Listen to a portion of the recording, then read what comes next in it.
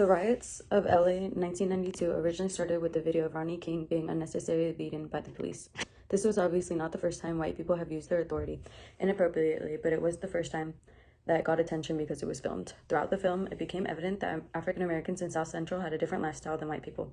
They constantly live in poverty compared to Caucasians. They live two completely different worlds. The theorist Frantz Fanon, author of The Wretched of the Earth, writes about two economically dissimilar worlds that can be applied to what happened in LA in 1992, the colonized and the colonist. The streets are pristinely maintained in the colonist world and no one ever goes hungry. The colonized world, on the other hand, is a disreputable place inhabited by disreputable people, with people starving for food, clothing, light, and warmth. In this case, the colonized symbolizes the Black community and colonists as white people, specifically the police. Because they are oppressed, the colonized are regarded as disreputable. Fanon discusses how Europe exploited and stole the Third World's wealth. Consequently, it is not truly theirs. In addition to economic hardship in little facilities, there are no doctors or engineers. When compared to developing countries, European nations are luxurious. But according to Fanon, this opulence was built on the backs of slaves and owes its very existence to underdeveloped worlds. In theory, this can be applied to the documentary of LA 92. An economy does not function without people. All different types of classes and status are needed. It was quoted multiple times throughout the film that Black people make up most of Central LA, and even though they do live in poverty or the ghetto, LA would not be able to rent sufficiently without them. Black people are oppressed by deplorable living conditions they're forced to endure. They're entirely ignored as white people or the colonists enjoy life to the fullest. Fanon also discusses how the colonized, according to the colonists, have no principles or ethics, and their culture and traditions are immoral. Manichaeism serves to degrade the colonized, reducing them to animals and referring to them in bestiary terms by the colonist. The word species is a relic to colonists' usage of animal names to characterize the colonized, whom they believe are barbaric and bestial. Because it evokes animals in cages, Fanon's usage of the word penned in connotates a racist and demeaning colonial perception of the colonized. The colonists consider the colonized to be savages, therefore they confine them. In the documentary, a reporter quoted, Police Chief Parker described Los Angeles Negro rioters as monkeys in a zoo, and Negro leaders have more than once called for his removal.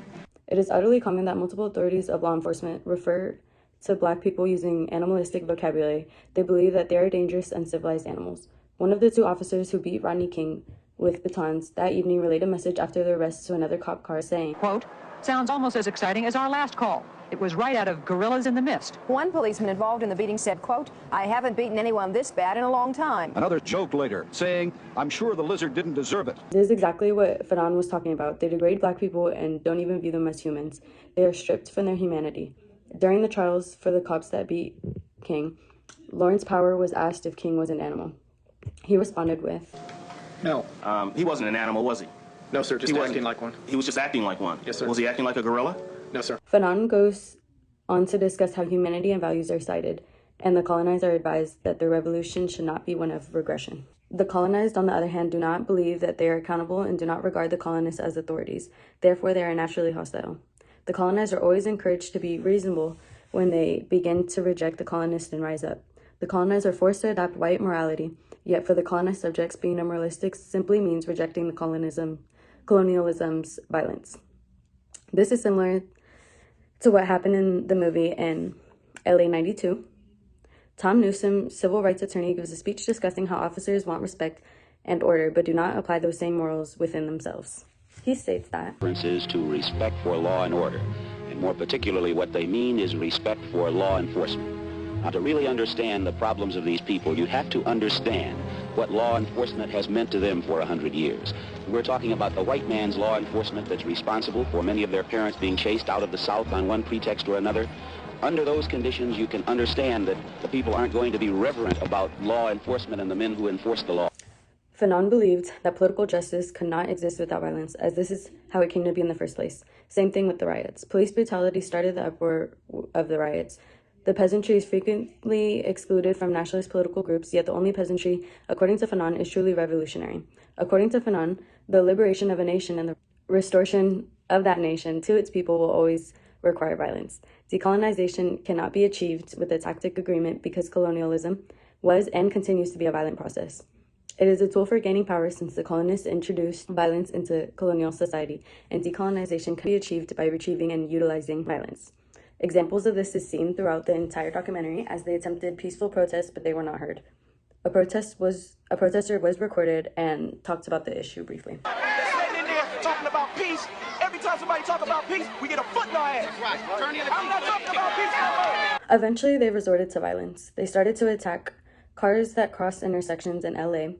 They pulled drivers out of their car, beating them, throwing rocks and bottles. They sprayed their mouths and nose, tearing up the streets, burning flags, cars, trees, buildings. They shot emergency services. They were looting, stealing from businesses. There were multiple gunfights. Murder, arson, theft, vandalism, all of it. The violence resulted in 58 dead, 2,883 injured, and 11,000 arrested. The damages exceeded $1 billion. Violence has a dual relationship with power. On one hand, violence is a necessary instrument in revolutionary politics, and on the other hand, violence is inscribed in a relationship between the oppressor and the oppressed. Liberation cannot happen without violence. The Black community wants liberation from racism and police brutality, but that cannot change without an uproar. Fanon goes on to write about how during the day, the only place they can vent their rage is on their own people. This anger pits Black people against other Black people. We see this devastation happen in the film from a small business owner named Lawrence whose store was destroyed. I came from the ghetto too. Same as all of you kids. Y'all need to listen. But you know, y'all messed up my business. And you call it black power. You mad the white man. Why destroy my business? Why destroy my truck? Why steal my computer? I'm trying to make it. Could you understand that? Did y'all see it? I'm trying. In the end, Fanon contends that true decolonization can only happen if the people unite together and, most essential, take the power away from the bourgeoisie colonists. This is also seen in the film when a protester speaks up upon what he believes the real problem is. Black community. All the brothers in South Central LA get together, get out in the street, stop killing each other, and let's deal with what the real problem is. And who is the real problem? White people. White people. You got all the economic power. You selling the country to the Japanese. We've been here 437 years and don't get nothing. But our ass whooped. This brings me to my next point. In The Wretched of the Earth, Fanon states that political groups of the colonized ask the colonists for more power but get nothing. This is seen in LA 92 when Maxine Waters, U.S. Congresswoman, states, Let's be straight about this. We have no access to the White House. We had one meeting since I have been in Congress with the president. It was pro forma, it was courtesy, but there is no relationship. In conclusion, Fanon discusses how such assistance should not be regarded as charity. Rather, it should be considered as a part of dual consciousness, according to the Fanon. The colonized must understand that such assistance is owed to them, and the capitalist power must understand that they must pay.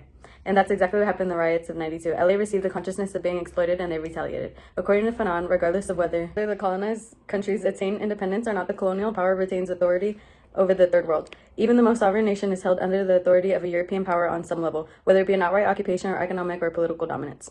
What would make it better? What would make all the rioting stop? I don't think it ever stopped, really. Never.